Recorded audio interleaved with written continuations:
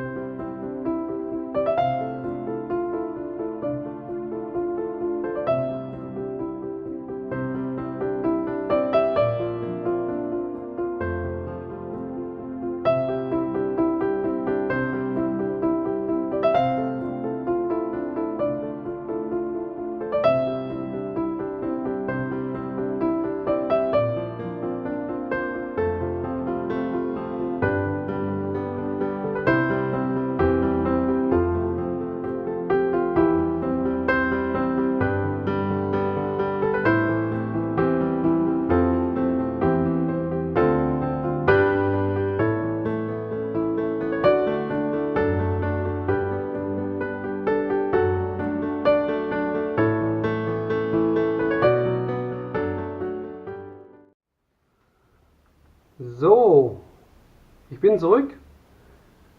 Ich würde sagen, ich würde es euch jetzt gleich mal von nahem zeigen. Also ich habe hier 200er Silikon rein, wie ihr mitbekommen habt. Ich habe hier etwas von diesem Cell Creator reingemacht, vom Bubble Booster. Soviel ich weiß, ja. Und dadurch auch die ganz kleinen Zellen hier auch brutal viele kleine Zellen. Und ich finde es eigentlich ganz gut gelungen. Okay, mal was anderes einfach, ne? Okay, ich würde es euch gleich von nahem zeigen. Dann würde ich sagen, bis gleich.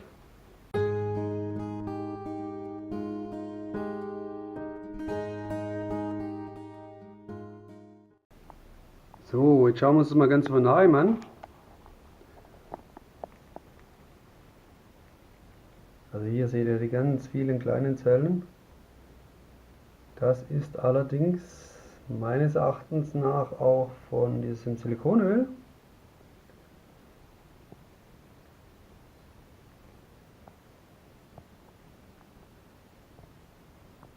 Hier unten haben wir hier eine schöne Struktur, was ich finde.